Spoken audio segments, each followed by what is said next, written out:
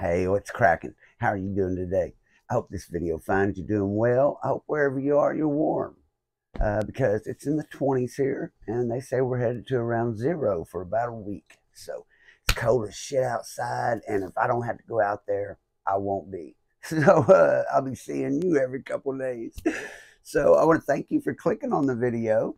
If it's the first time you've ever watched one, my name is Ricky Dye, and I went to prison when I was 15 years old in the state of Oklahoma. And I was there for 20 and a half years. I got out when I was 35, close to 36. And I can't do anything about the things I did that put me in prison. But what I can do is make these videos, and I try to shed light on the whole experience, share with you the things I went through, give you some information if you have family in prison, or if you may be headed there yourself, because it's really tough when you have no idea what to expect if you're headed to a place like that. Also, I think it's important that people know what happened when you send a kid to prison. And that's what these videos are all about. In the beginning, I wasn't sure where to start, so I just started at the beginning. So you'll enjoy these the most if you'll go back to the beginning and watch them straight through. The first few videos, I didn't have the right equipment. The sound is low, but I did redo those and put them back up. You can find them with good sound if you look through there. They're up later in the videos. But if you look back through there, you can find copies of the first 5 with good sound.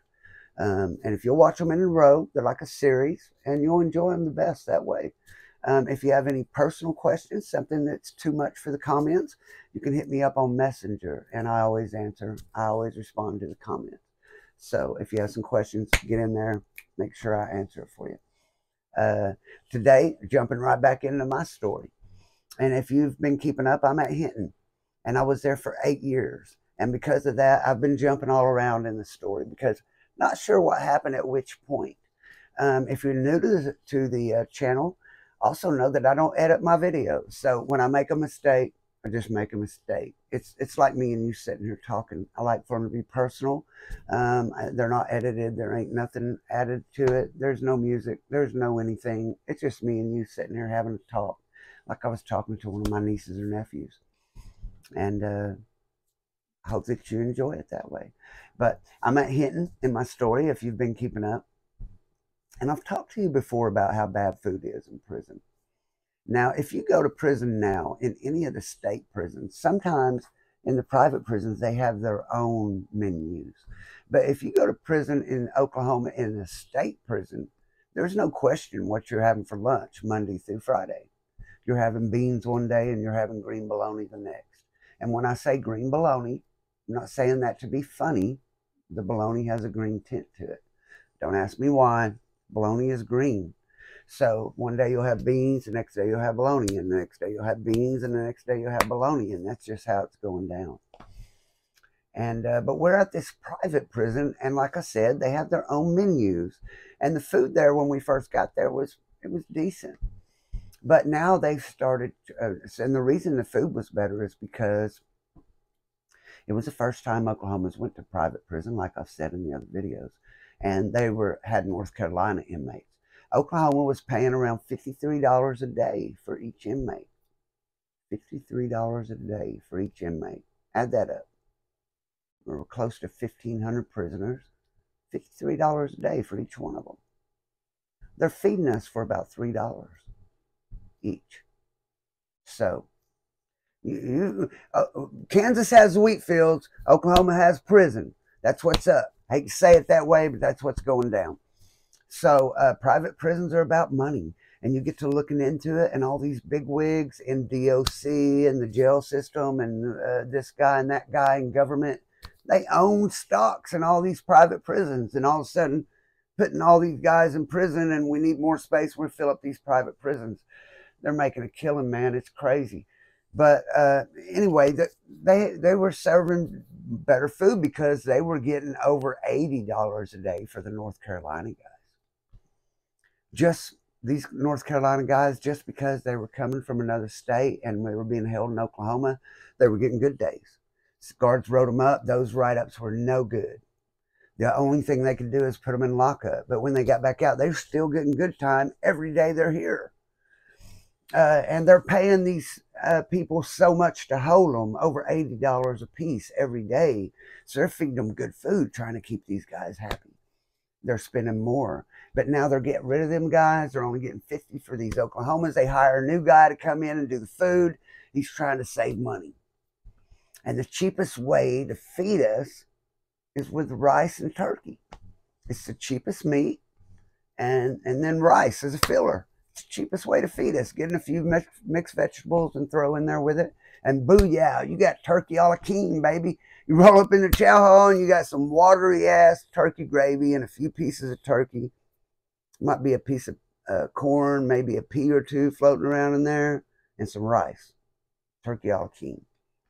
And that's what you're getting for dinner. And you know, you got beans and bologna at lunch, and now here comes dinner and you got turkey a la king. So you better hope you got some stuff at your cell to eat from the canteen. Better hope someone loves you, or you got you a hustle. Maybe you work in the kitchen where you can steal something to eat. But here and there, you know, you expect that you're going to have a bad meal. You just know that some days you're not going to be able to eat what they serve. And you're going to run around and try to get you a soup or something to eat that night. But this guy, he's really trying to, like, he gets a bonus at the end of the quarter if he saved so much. And he's really trying to hit it. So this dude has started giving us turkey a la king like 2 and 3 nights a week. Monday through Friday. 2 or 3 nights a week, we'll have turkey a la king. And one night we're all sitting in the chow hall. There's some UABs in there, some Aryans, and they're sitting next to some, you know, the Crips are on this side. I mean, the blacks are on this side, chow hall. Whites are on this side. But right here, there's rows where they're next to each other. And it just so happened that these Aryan guys are sitting here and some Crips are sitting here, and they're both talking about it being bullshit. And they decide that, hey, man, we're going to do a food strike. And one day, I'm telling you, man, one day we come in and had a whole damn fish on our plate. This dude got a deal on some whole fish. It's cheap, head and all, the tails, the fins, all of it. They're just gutted. And this dude gets a deal, and he buys them, throws them in the grease, puts them on our plate. There's dinner, man. Nobody eat that shit. Nobody wanted nothing to do with that. That shit was sitting everywhere. So we decided to put it out in the yard, the whole yard. We're going to do a food strike. Don't matter who you are, what you're from, what color you are. It doesn't matter what you believe. You ain't going to eat, or else you're getting beat down. The only people who are allowed to go eat are diabetics. People who have to do it for their medical. We won't mess with them. If they have to have it or they get sick, then they can go. But everybody comes together. The storemen, people who usually loan things, they've stocked up. Everyone that goes to the canteen, hey man, you got an extra $5, have to have someone get soups. Everybody's passing it out everywhere. You got somebody drawing down for you, have them get soups. So we bought the canteen out of soups. Never happened before. Canteen have no soups left. We bought them all. And everyone says, okay, we can go visits this weekend, Saturday, Sunday. Everybody see your family, let them know what's going down. We're going to be locked down probably because everyone's going to refuse to eat starting Monday. So everybody goes and does their little thing at visit, gets their drugs in, whatever they're going to do, get everything lined out, go to canteen Friday. Everybody gets to draw down one day through the week. Like this unit of drawdown Wednesday, and this unit of drawdown is A, B, C, and then C, D, the guys who are pretty much minimum. Everyone has a day they draw down. Monday, Tuesday, someone's Monday, someone's Tuesday, someone's Thursday, someone's Friday. So after Friday, everyone got their chance to get their soups and shit. Because come Monday, you can't go to chow. So Monday, here it comes. Nobody goes to chow. In the morning, there's a couple stragglers go through to breakfast. People claiming they didn't know. And pull them up. People line up around the doors of the unit. Say, man, what are you doing, man? Don't go eat again. Go eat again. You don't get away with this at lunch. So come lunch, nobody's getting away with that shit. People watching on every race and color, man. If you go down there and you're white, some white dudes are going to beat your ass when you get back. If you're black, some black dudes are going to beat your ass when you get back. Indian, Mexican, same thing. Every race is handling their own, and we're together on this shit. Next thing you know, we're on the news. First they come through, they lock the prison down. But everyone's refusing the sack lunches too. So what they're doing, we all agreed on this ahead of time. We're not taking sack lunches. We're not agreeing to nothing. We ain't taking nothing from the chow hall. We're refusing the sack lunches, everything they bring, until they quit making turkey a la king. We're not taking it no more. So they lock everybody down. First thing they do is they go around questioning the rats, pulling people out of their cell. So what they do is they go to a day room at a time. And there's 18 cells in each day room. 2 people in each cell. So what they do is, to cover the people who are telling so that you don't know who's doing it, they'll come and they'll pull these 2 guys out of this cell. And they take them out. Take one guy over there, one guy over here. Talk to them. Bring them back to their cell. Get the next cell. Take them out, split them up, talk to them. And they do that to every cell. Well, you have no idea because everyone talked to the police.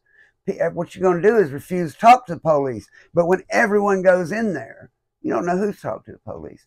And they want to find out who got this shit started. But the truth is, it's hard to find out who got it started because it came from everywhere. Everyone's involved in this shit.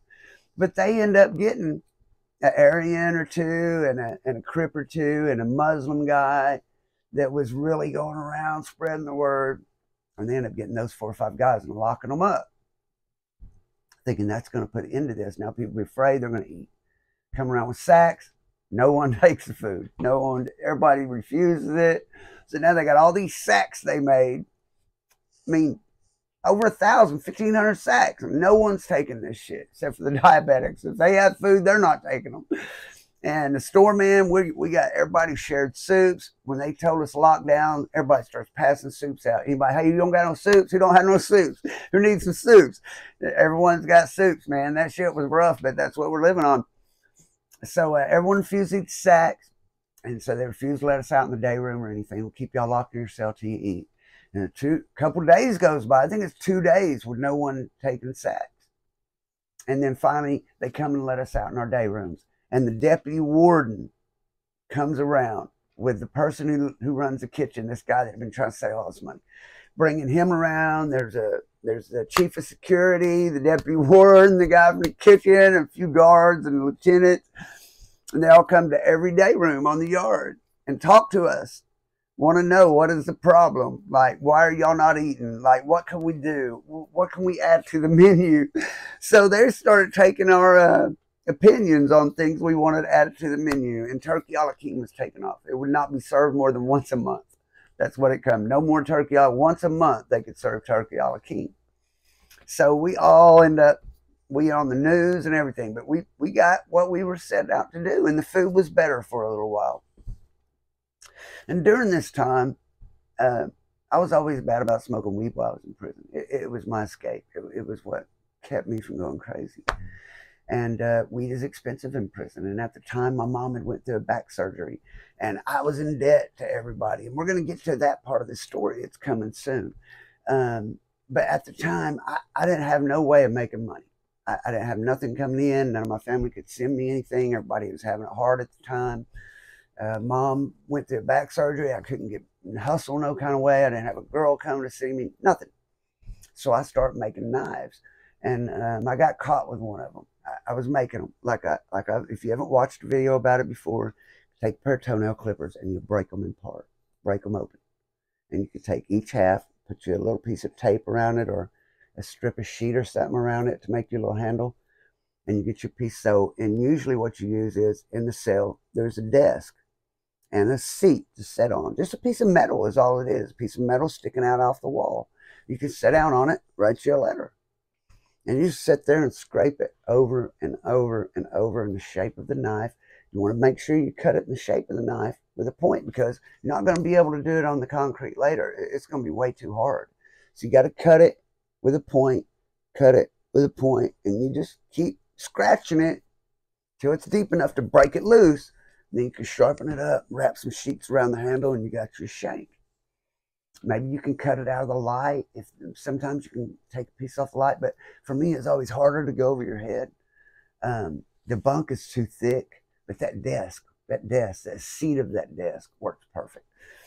But if you get caught doing that, that's a classics write-up, man. That's a serious write-up for destroying state property, for destroying that, also for the knife itself, for tearing up that's like 3 write-ups they can stack on you. So you don't want to get caught doing that. But I got caught with a shank in my cell. It's a classics write-up. At the time, I was in a lot of trouble with people, and I'd rather get caught with it than without it. And I ended up getting shut down and go to lockup. And I'm down there in lockup. And this little story I'm going to tell you right here, this is why you never, ever ask anyone how much time they have in prison. You might have your family check for you on the internet or something, but you don't go asking people how much time you have. You don't complain about your problems and what time you have, because you may be talking to someone with more problems, with more time. And then you sound like a little crying bitch, man. I hate to say it like that. But I'm in lockup, and I just got caught with a shank. But shit, I don't have nothing coming in, so I'm already in lockup for a shank. I may as well make me some shanks, so when I get out of lockup, I can go around and sell them, because they're worth a lot of money. If you make a good knife, I could get $100 out of that, man. And so I'm down here. I've been scraping it. I got one loose, and I'm making a line for a second one. And I'm down there trying to sharpen this sucker up. I got me a part of the concrete. Usually the concrete's wax. So what you got to do is you got to keep scraping it with that metal till you get all that wax off and get down to the concrete itself. And then you can sharpen that metal on that raw concrete. I'm down there doing it. I hear something. I don't have no cell partner. I'm in lockup. I've been refusing a cell partner. When they try to bring a dude down to my cell, I'll bring him down there because they're cuffed up, come to lock up. So what happens is, standing in the cell, they can come in and say, die, back up, back up. So, what I have to do is, hey, die, cuff up. So they want me to cuff up and then go stand at the back wall while they bring my cell partner in. And then we squat down one at a time and get our cuffs off with a door lock. That's secure. That protects the guard.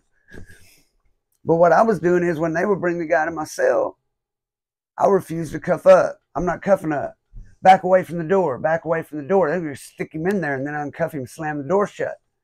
I say, hey, look here, dude. Nothing against you. But I'm telling you now, I already told him I ain't taking no cell partner. If you come in this cell, you're going to have handcuffs on. I'm going to beat the shit out of you. And they're like, man, I'm not going in there. Shit.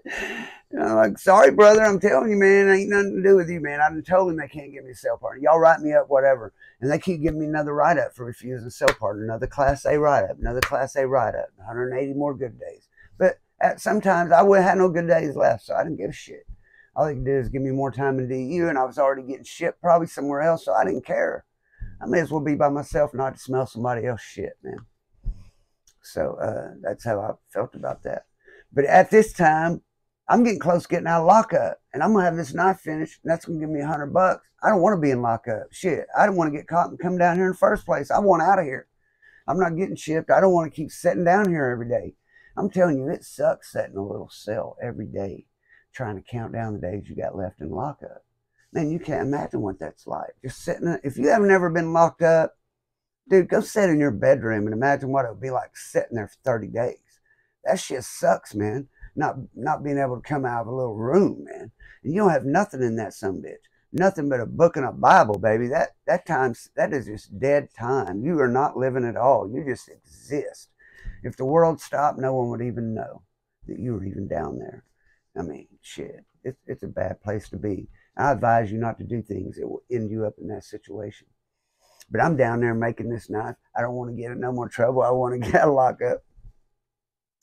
So I hear them coming, so I put that shit up. Die, come cuff us. And they're bringing this dude to sell me. And I know everybody in the yard, man. I've been here a long time. I've been here for a while at this point, and I've never seen this dude before. And he's in his early 20s probably.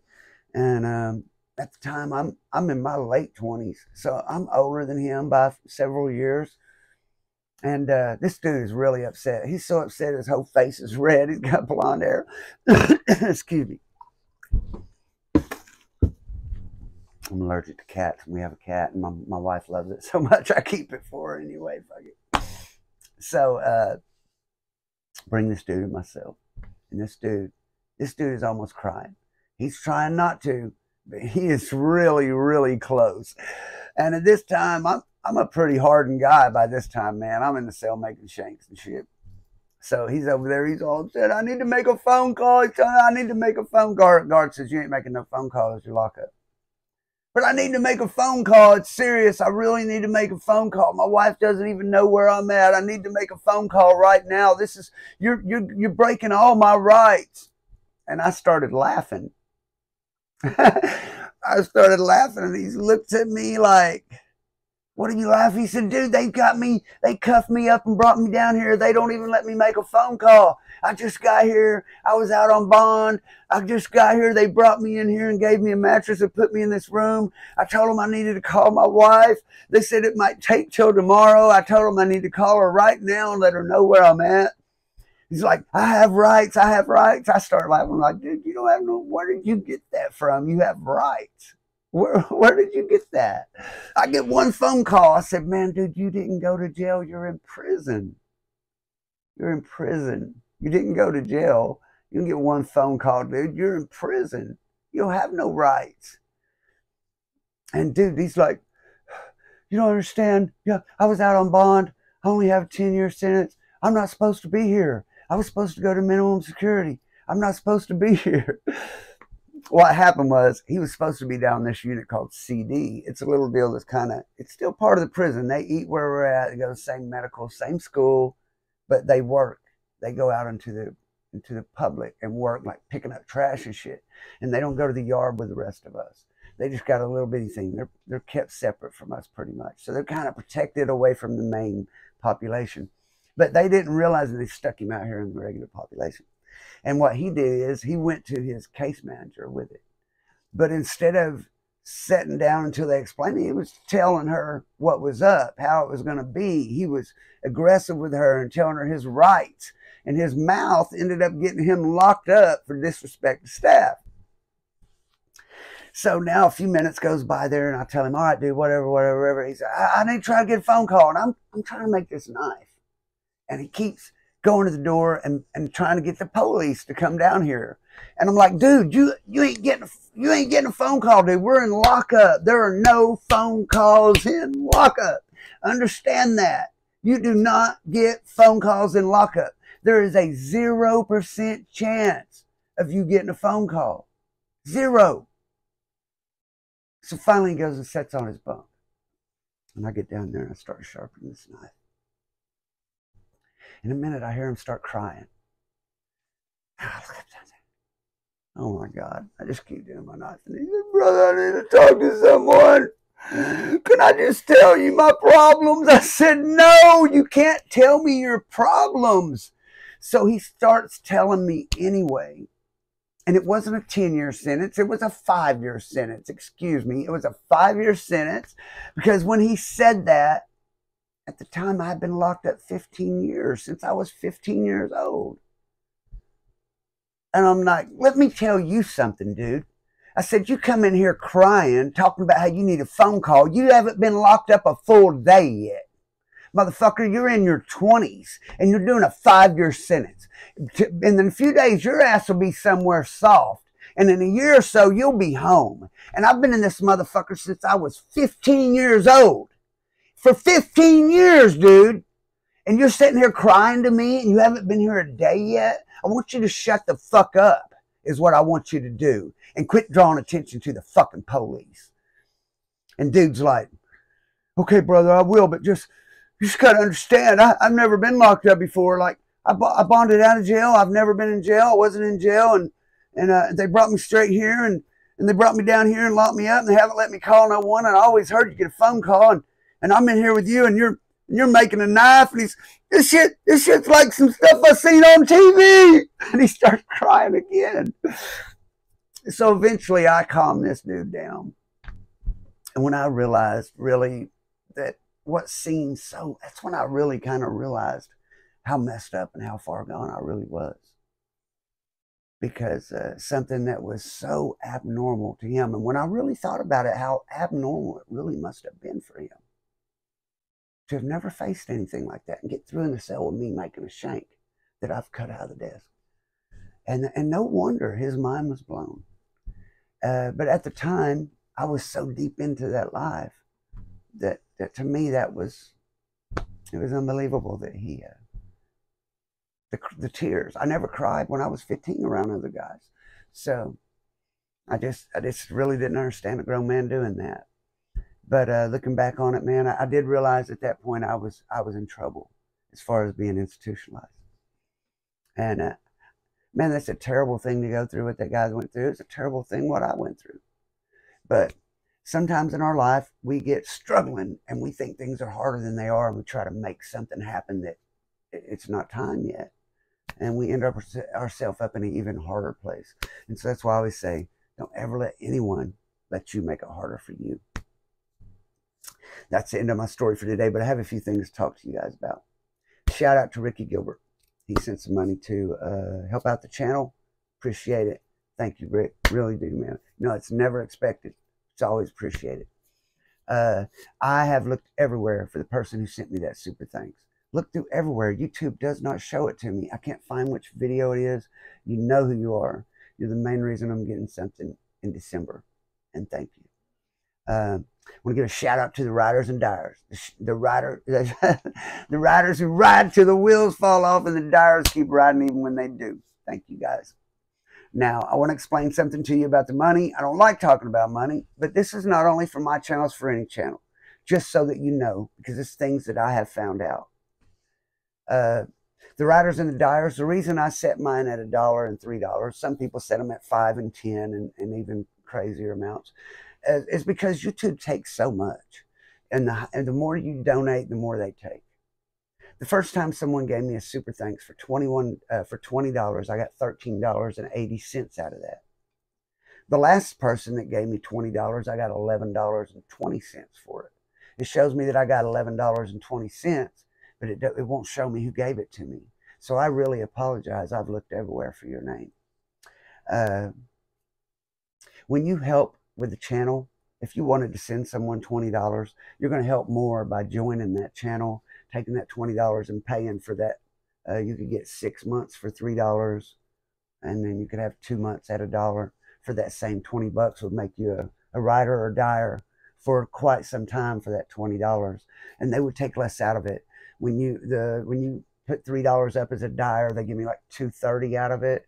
When you put $1, the 99 cents or the dollar, I get like 70 cents of that. So the less it is, the less YouTube takes. The more you give, the more YouTube takes. If you wanted to help someone and you gave them $20, you're going to give them Cash App $20. They get the whole 20. If you send it to them through YouTube, they may not get it for a month or two, and they'll get $11.20 to up to $13 out of the 20 you send. And YouTube's going to take the rest. That's why I've never tried to get people to give me money on here. I never ask anyone for money. My videos are not about money. If YouTube is going to use commercials to advertise and make money with my videos, then I do want paid for that from YouTube. So for me, it's really just the money from the commercials that I really want from YouTube. If you do want to send something and help, I really appreciate you hitting the riders or dyers, the join button. Other than that, it's best to send it on Cash App. It's always in the description. You never, ever need to send me money unless it's just laid on your heart to do so. I don't make videos for money. I make it to try to help someone. Share my story. If YouTube didn't pay me nothing for commercials and no one ever sent me a thing, as long as the comments kept coming and I was helping someone, I will continue to make the videos. You guys and your comments are why I make the videos. You're why I continue to make them. Over the last 9 months I've been doing this. I make these videos. You guys talk to me in the comments. I answer them. I've made a lot of friends this way. And it's been a major blessing in my life. And I want to thank you guys for that. And with that, shut the video down. Hope to see you in the next video. Until then, may God bless, keep and protect you and yours. Peace out.